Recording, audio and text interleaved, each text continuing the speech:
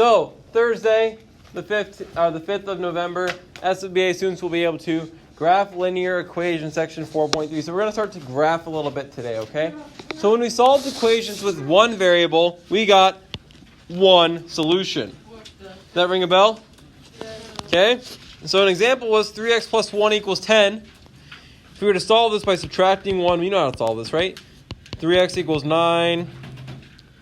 Divide by 3. X equals 3. We got one solution. X was 3. There's nothing else it could be or anything like that. But if X is 3, this equation works. If X is 4, it doesn't. If X is 2, it doesn't. But if it's 3, it does. Now, when we solve two variable equations, like with an X and a Y, the solutions are going to be sets of ordered pairs. 100%. I just said 100%. So, all right. The solutions are sets of ordered pairs. So we're going to be looking at things we call linear equations, which are equations whose graphs form a straight line. Now, if we look at the word linear, what are the first four letters spelled? Line. So does it make sense that a linear equation will make a straight line? I like to think that makes sense, okay? First four letters are literally the word line. Okay? So we're going to call these linear equations because they make a line. That's why we called it that word. So the solutions to an equation are all the coordinates on the line. So a line will have many coordinates on it, and actually an infinite amount of coordinates on it. So the solution would be anything on the line would work in the equation. The equation will make a line, and we'll see how that works. We can use a table to find some of the solutions and then draw a line. Do you guys remember making XY tables a couple sections ago? Yeah. Okay, we're going to be making more of those today, okay? So we're going to... What was that? Didn't we do that last time? We didn't make XY tables last time. We did it 2 classes ago. And then we're going to make some... and we're going to continue plugging things in like we did last time. So if we have this example, we're supposed to graph the solution to this linear equation by making a table and graphing coordinates. So we have this equation, y equals 3x plus 1. We've seen equations like this a little bit lately. Okay, we have two variables, x and y. Now, we're going to make a table here, x on the left, y on the right. Now, we're making the table this time, so we're not given a bunch of ordered pairs like before and putting them into a table. We're the ones making this table. So what we're going to do is we're going to take different x values and we're going to plug them into the equation like we plugged them into functions just last class. And then we're going to get out different y's. So we're going to put in y's, put in x's, get out y's, and then we're going to graph them as ordered pairs. Now, realistically, you can actually pick any x's you want. So if we're going to pick what x's we want to plug in, are we going to pick big numbers and fractions? No. Probably not. Why not? Because it's too much work. Because it'd create more work for ourselves. Okay? My dad always told me, work smarter, not harder. Okay? So try and do something a smarter way rather than just going through the harder way. Okay? Especially if you're going to get the same result. What? I like your dad. Hey, I like my dad too. Okay? I love my dad. So what we're going to do is we're going to pick 5 numbers. Okay? To give us kind of a good array or a good kind of spread of what's happening here, okay? And we're going to pick a couple negatives and a couple positives. Like, negatives? Why are we going to pick negatives if we have the choice, okay? Well, it's a good idea to see what's happening on the negative part of the graph and the positive part of the graph, okay? And so we're going to pick some numbers. I suggest always picking these 5 unless a special scenario comes up, which we'll see later, okay? So like -2, -1, 0, 1, and 2. So notice I only picked integers. I didn't pick any fractions or decimals. And would we say that 1 is normally an easier number to multiply with and add with? Okay. Would you say that -1 is kind of the same? Just I have a negative sign. Okay. 2 is not too bad. And then 0, we love 0. We love multiplying with 0 and adding 0. Okay. That's like the easiest. Okay. So we love 0 unless it's like our bank account, then we don't love it as much. Okay. But otherwise, we love 0 math. Okay. Okay, so what we're going to do is we're going to plug each and every one of these in to this. So when we plug in -2 into this function, we're going to have y equals 3 times -2 plus 1. So go ahead and write that down. we're going to take this, we're going to plug in -2 for x, and we're going to see what we get out for our y. Yeah, so go ahead and work on solving it. Great question.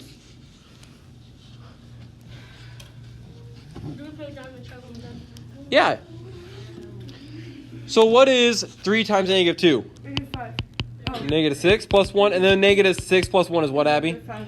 So when we put in -2, we get out -5. So the xy is -2 comma -5. That's an ordered pair, and we can graph that. Okay, just like we graphed before, okay?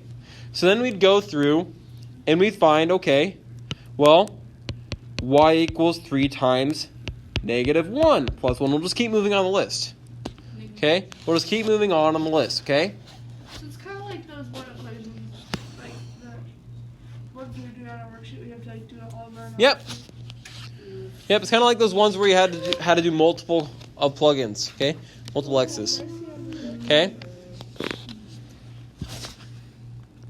So what is 3 times -1? -3 plus 1, and then -3 plus 1 is what, Raquel? -2. You're just a step ahead. Okay? 0. Oh, we love 0, okay? It's just 1. Y equals 3 times 0 plus 1. Brady, what's 3 times 0? 0. So do we even have to put like 0 plus 1? Yeah. Okay, well, what's 0 plus 1? 1. Just 1, right? So we can jump right there if we want to. Otherwise, we can write it out. Either way is fine. Okay? Continuing going, we're like, okay, well, y equals 3 times 1 plus 1. What's 3 times 1? 3. 3. Thanks, Josh. What's 3 plus 1? 4. So when x is 1, y is 4. Oh, we totally will. So our last one, y equals 3 times 2 plus 1. And then 6 plus 1, which is 7. Very good, Raquel. So now we have 5 different points, 5 different ordered pairs we can graph, okay? Yes, Elijah? How do you choose the numbers for x? Yeah, so I just always end up picking these 5 because they're smaller, they're generally easier to plug in and work with than other numbers. And we have a couple of negatives, a couple of positives, so we can see what's happening on both sides of the graph here. Okay. So we really could pick any, but I'm like, okay, well, I'd rather pick 2 than 8, for example, okay? So that's just kind of the method behind it. Great question. So we'll just default to picking these 5 because overall, they're the easiest ones typically. Okay. So we'll go ahead and plug these in, or graph these, excuse me. Okay. So -2 comma -5. So that's 2 what direction, guys? Down. 2 left, Left. and 5 where? Two. Down. Oh, because it makes a line. So that's what's called a linear Wait, so it equation. would be. Yeah. Oh wait. Oh yeah. So wait. X is this one, right? Could it all? X goes this. X is way. left and right, yep. Oh, so Y is up on this one. Yep.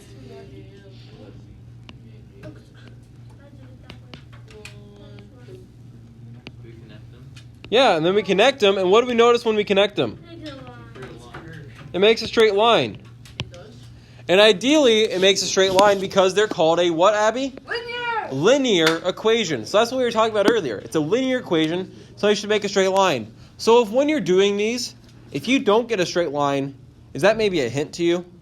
Yeah, maybe you did something wrong, okay? Maybe go back and change something. So if you have like these 5 points all line up, and then you get another point that's like here, and you're like, my last point's probably wrong. Let me go back and check that, okay? Does that make sense? Okay, or maybe like your middle point is like up here. Well, the graph probably doesn't go like this. If you look at the board, the graph probably doesn't go like this. It's up. Okay. So we're probably just messed up that point, okay? No, you probably messed up. Okay. Questions on that? All right. So let's go ahead and try this next one then. Okay. So now we have a new equation, y equals -x plus 5, but we're doing the same thing. So we're going to make our xy table. And once again, I'm going to suggest choosing the same 5 x's because generally speaking, those are going to be kind of our easiest ones, okay? So Isaac, what are the 5 x's we're going to choose? -5 to -1. Because it says -x. Okay. So that one, -2, -1, 0, 1. I'm going to default to that one. -2, -1, 0, 1, and 2. So what happens if Great question. So starting at negative x, y equals negative of negative 2 plus 5. What would that be? Like, no, like, what would it mean though? Like after like you added them, would it still be negative or would it be positive? Great question. So what happens when we have two negatives in a row? Positive. So it's really 2 plus 5. So it's 7. So it's 7. Where do you get the 2 from? That's confusing. It was a negative 2 because these were the 5 we just chose. Oh, okay. Because they're the same 5 we chose previously.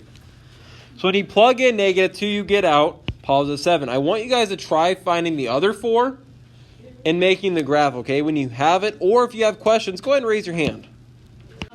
So when you plug in negative 1, what do we end up getting out? 6.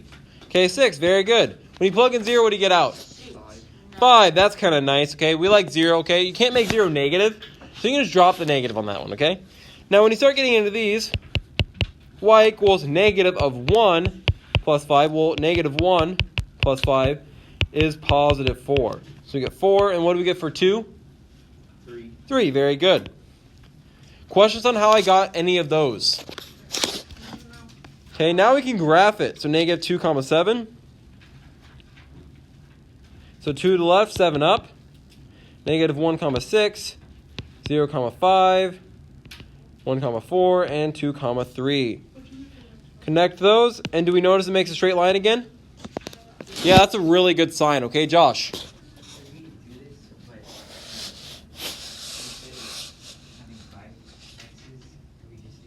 Great question. So could we do like 3 x's or could we do less x's? The answer is yes. But the thing is if you only do 3 and you make a mistake, it's going to be a lot harder to notice than if we do more.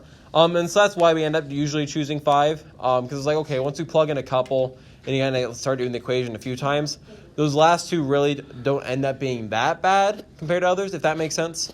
But yeah, technically you really only even need 2. But if you only do 2, then it's like really easy to make a mistake and not notice. And then 3 is a little bit. And then 4, 5. So the more you do, the easier it is to catch a mistake. And so that's why I typically recommend 5, just because that's kind of, I found that to be kind of a good average, if that makes sense. That's a great question, though. Okay. Any other questions before we move on? Okay. Good, good. Give me a thumbs up if you're feeling good about this. A thumbs down if you're not, okay? Okay? Sunday best, you know? Okay. Well, hey, you know what? Here's what we're going to do then, okay? We're going to skip number 3. What? No, please no. Okay? Don't be happy. Now let's look at number 4, okay? Before you start writing down stuff on number 4. Okay, before you start writing down stuff on number 4, I want to talk about this. So, if I were to pick my same numbers here, and once again, don't write this down. I just want you to pay attention up here with me, okay? If I were to write my same numbers down, I start plugging these in. Okay, well, I get y equals 3 over 4, x plus 1. So y equals 3 over 4 times negative 2 plus 1. Well, negative 2 over 1. I start reducing this fraction, right? So 4 and negative 2 reduced to 2 and negative 1. Did I hear a sneeze? Okay. Was there a sneeze? Oh, was it a cough? Okay, I want to make sure, okay? So now we end up having negative 3 over 2 plus 1. Wait, we're getting fractions here, right? But we said we can pick whatever numbers we want, right? So we say, okay, well, are there numbers we can pick that wouldn't create fractions? Because if we can work smarter and not have fractions, why would we work harder and have fractions? Jaden, what are you thinking? You do like negative 1 or negative 1, 2, 4. Okay, so you're thinking plugging in some fractions? Oh, I know. Okay, so Jaden's saying, okay, well, what if I plug in, negative 2/4, okay, which is like negative 1/2, okay? So I plug this in, y equals 3 over 4 times negative 2 over 4 plus 1. Okay, well, those 2's, those can reduce to negative 1 and 2. Ooh, so now we're left with negative 3 over 8 plus 1. Didn't help it. Okay, didn't get better, but I like that we're trying this, okay? Keep trying. Raquel, what are you thinking? I think you should do a fraction that simplifies into it completely. Okay, so what do you mean? Like, give me an example. So like.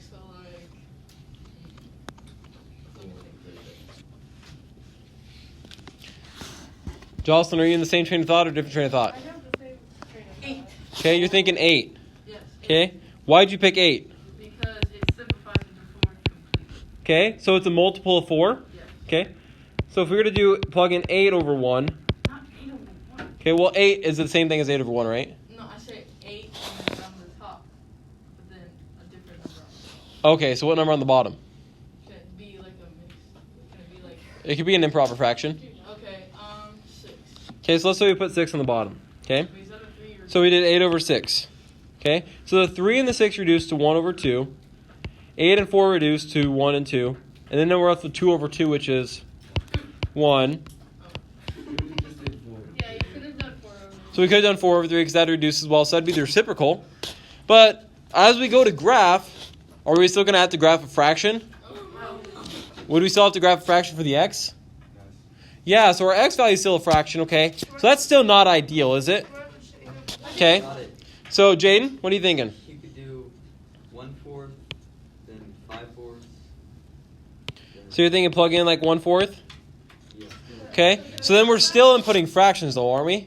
But How about we just skip this? Sorry. a number. Okay, well, let's try it.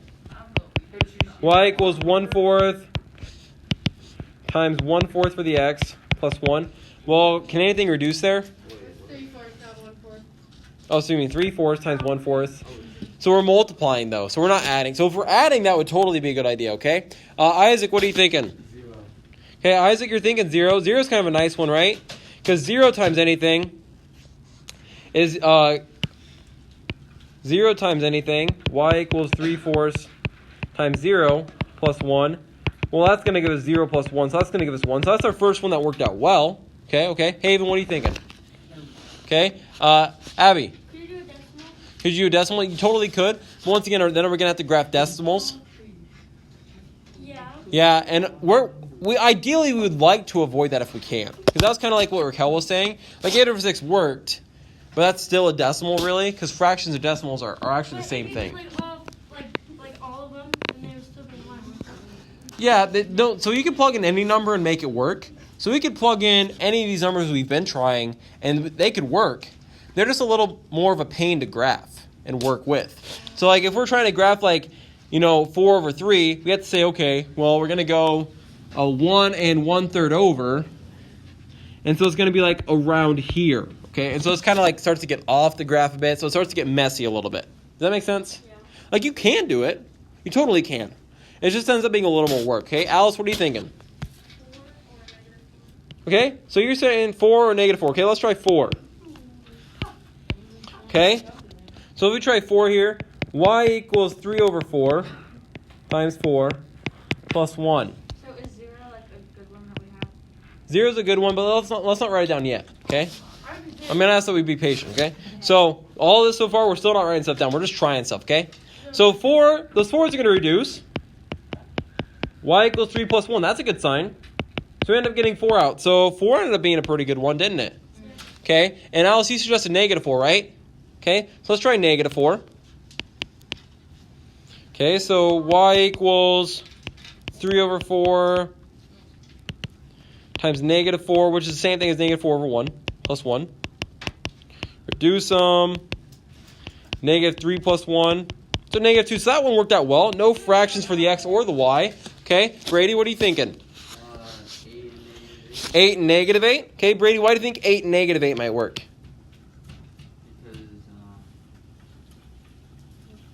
Because they're going by 4s. Okay, they're going by 4s. Okay, another multiple of 4. Let's try that. Y equals 3 over 4 times negative 8 plus 1. Well, negative 8 is like negative 8 over 1, right? So can that reduce with a 4? Yes. Okay, 4 goes into them both once and negative 2 times. So 3 times negative 2 is negative 6 plus 1. No joke. And that's negative 5. So does that work? Yes. Okay. And so positive 8 might work too, right? Yeah.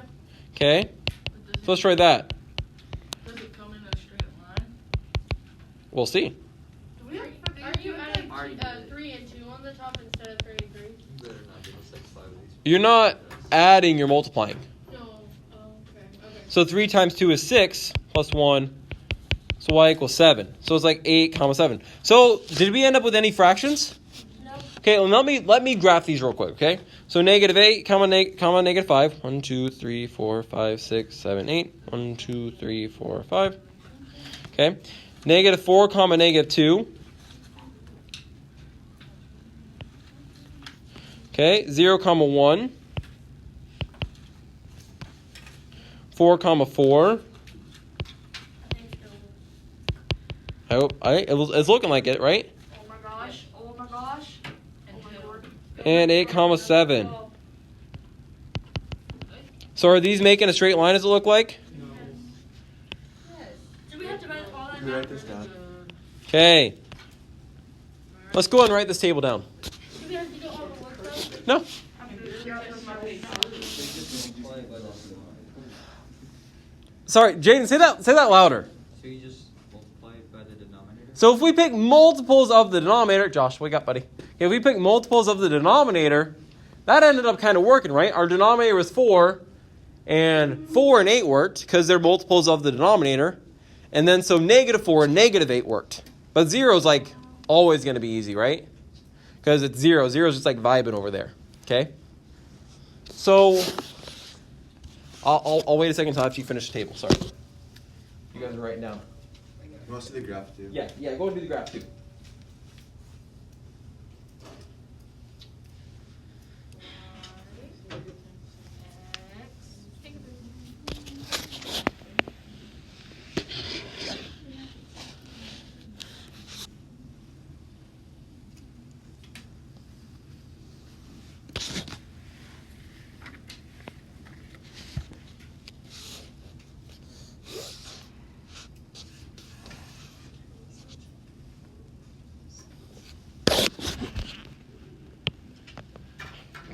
So I think it'd be helpful for us to make ourselves a note here.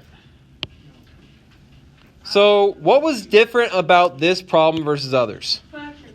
We had a fraction, right? We had a fraction with the x. Okay? So we had a fraction with the x. And so what did we end up finding that worked?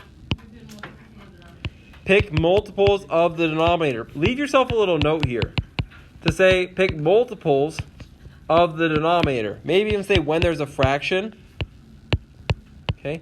But picking multiples of the denominator, the bottom part, is what's going to help us here. So generally, we like the negative 2, negative 1, 0, 1, 2. Those are generally speaking the ones that are going to be the easiest to work with compared to others.